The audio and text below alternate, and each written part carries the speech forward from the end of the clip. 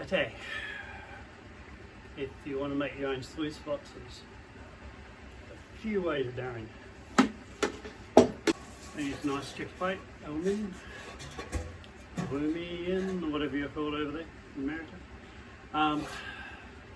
and I bend it up myself.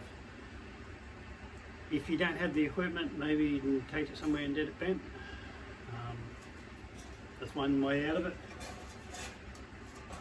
If you want to run a 10-inch like that,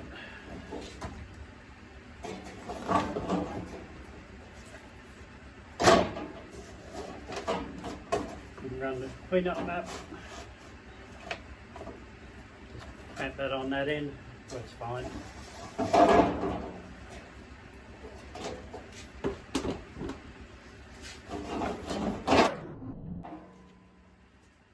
Change it out to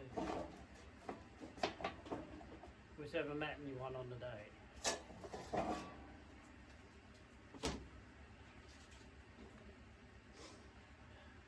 Even down to the micro green mat, or as I run all my old green mats, my other sluice boxes, high bankers on all that, just works so well. Sometimes I'll put those on the end of my high banker, and you can even run a setup like that with a miner's moss, but I find it's just too many Hons and too hard to clean out, so I don't use that one much. Now, while you're at it,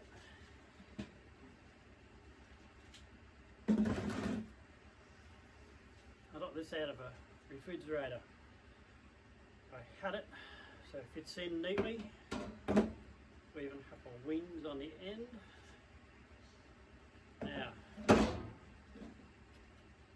that hooks into there and it will self-classify the material as it goes up. I'll see one of those in another video.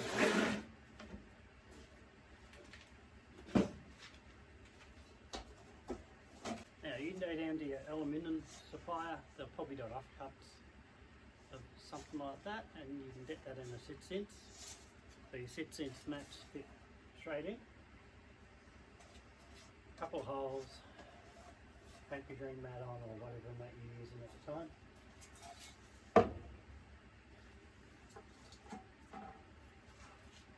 Then I managed to pick up a heap of this, and I got that bent just the right shape that it fits in like that. So all your dirt is pushed up with the flow of the river. But then I had another piece of aluminium made up.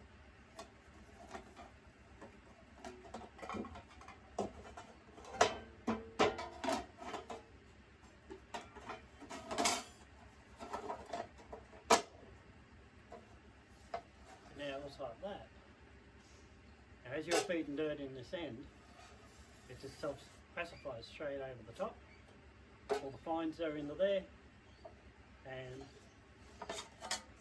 the dream mat never fails. That has been such a good setup.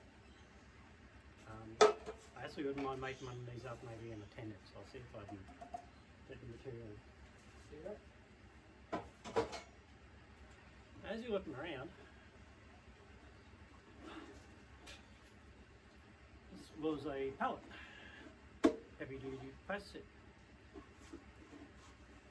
Cut it down. Now all I've got to do now to finish it off is cut down here, and that'll make a really hard wearing sluice box. And the beauty of that, it didn't cost me nothing. Just don't tell the boss.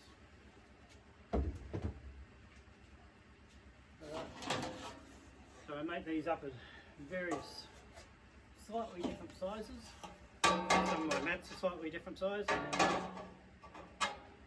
fit inside each other when you get the right pair.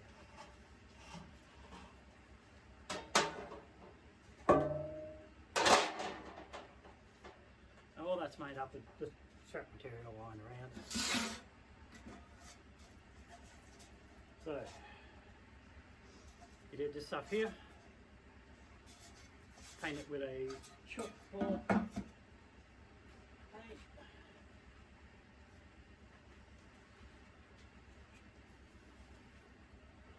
Chalkboard paint. Slap a bit of that on it.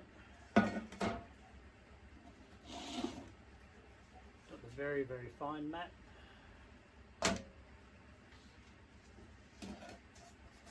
And then that's the start of your clean up sluice. And all you need now is the water supply. This is the one I've been using.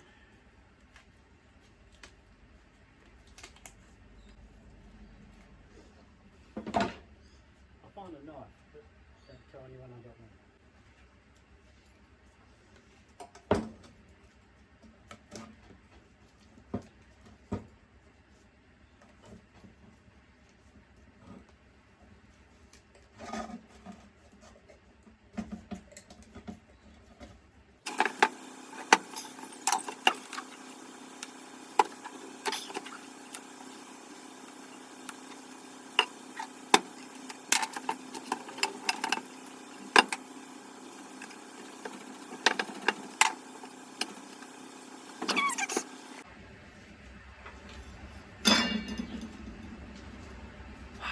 Okay, hopefully you can see this.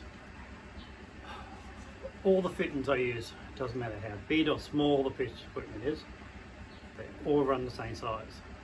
Like, all my hoses will fit anything, doesn't matter what I'm using, everything's the same size.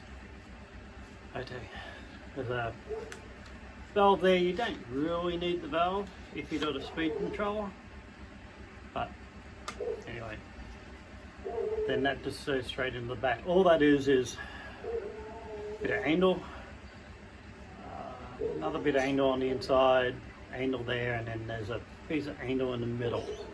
So the water comes in, hits that, goes up over the top. Sorry. Water hits that, goes down, under there, up, and then over that. And that just gives you a chance for the water to level out. Could be a bit overkill. Then the flap on the end just puts a bit of weight on the water and makes sure everything's going to be nice and level. And then that switches straight into there with a bit of force. You can silicone in, or I just use electrical tape, but silicone probably works better. Depends on if you ever want to reuse this or something else. Yeah, running it just with the chalkboard paint turns into a miller table. Miller table, you need very, very low water. If you don't do silicone, you'd probably nearly have it angled slightly up, put a bit of grade on that. But you can play with the angles until you get it the way you want it. Now, if you want a speed controller, well, let's see, so you start off with a very low volume pump to start with. Don't know what this is, but it's a lot of sort of fine. Now, a couple of ways you can run it. Showed off a battery pack. That's fine. If you wanted a portable, you can run a very small battery like that.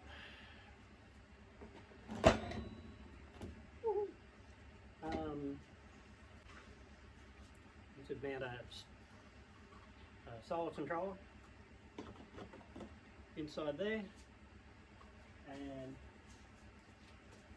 run it off a solar blanket like this. Solar blankets are so much easier than solar panels. And they work, I really love them. Now I'd use them, I'd never know about the carton the panel around anywhere. And they come in various sizes. This big jar here is 200 and something watts, I don't know, I can't remember now. But it does everything I need.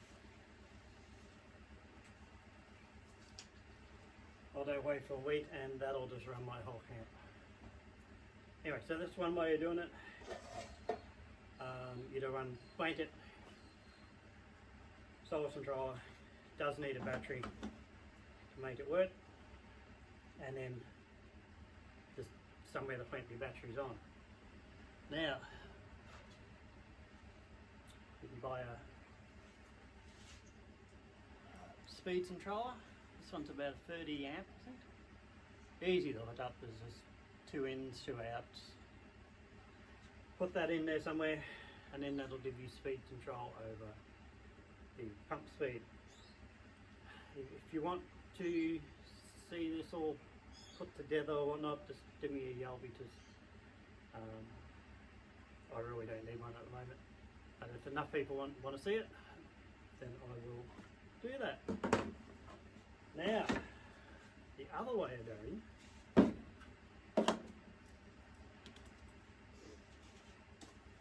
is grab yourself one of these.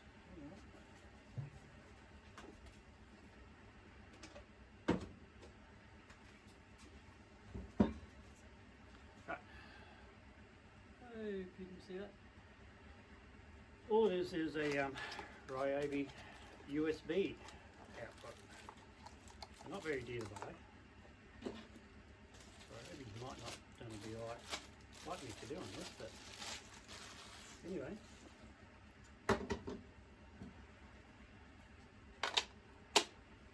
Now you can buy these to fit nearly any sort of battery, but I've done this before with the Ryobi and I know it works. Little button there you press when you want your USBs to come online. So on, you just have your USB outputs. Now, that's not what we're going to use it for. Okay, pull it all apart. You find a nice spot. I can't remember where it is. I think it's somewhere at the front there maybe. Drill a hole, put 2 wires in to net straight to the 2 terminals that plug into the battery. Alright, so now you've got 2 wires coming out with 18 volts. We don't want 18 volts. Do one of these. There are various different ones you can get. This is another type here. Very old one. Haven't used it for a long time. But what that does is step down 24 volts down to 12. Same as this little die here. We'll do the same thing. Now, so you hook, I'll put a switch in line between this and that, just so you can switch it off and on. Alright, so you got 2 wires run to your 18 volt battery. Those 2 wires there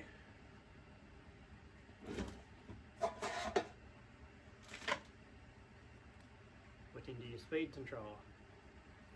So mount everything inside, so when you close all this up, it's all nice and waterproof and all hidden. If you wanted to, you'd mount your terminals on the outside, keeping it waterproof when you're working. And so all you gotta do is open it up, turn the volume to the right speed, and put the dough. And then, if enough people want me to put this together, I'll find the time to do that.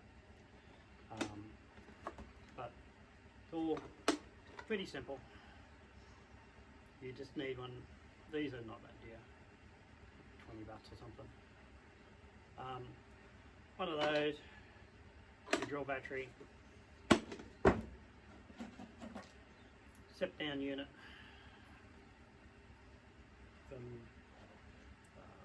although anywhere from like 13 volts or down, and speed controller. If you do solar panel, this thing here steps down to 12 volts, so, and charges that battery when you're not even using it. So you should always have a fully charged battery when you're down. So there's 2 different ways you can do it if you're out in the field. If you're not out in the field, just running it off battery at home, then it's no trouble to put one of these speed controllers in line with your pump. And then if you get the same effect, you can control your speed of your water, then you can run your millers table. Okay, if you're down on the river and you're using a sluice bed like that, and you don't have enough water flow,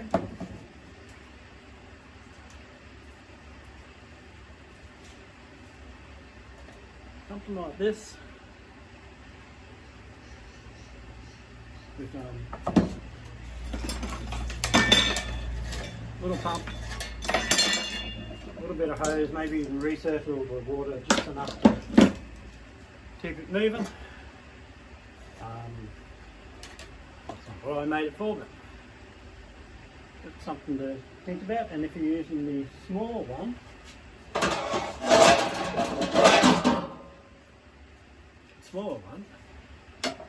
you just turn one of the taps off. Something to think about. Not allowed to do that everywhere, but until somebody might find that handy. But yeah, just reset your water around using something like that. It's always handy to have a small little pump with a bit of hose in your car. You just never know. Of course, I know how to use it, but other people might be able to. Alright, I think that's enough for today. Like I said, if you want me to go into more detail about anything at all, just send me a message and I'll make another video. Unless you tell me, I really don't know what you want to know. It's just the way it works, so. But, anyway, so far all the comments I got have been really good, and I'm just happy to keep going, hoping to help somebody. Because you gotta help people, right?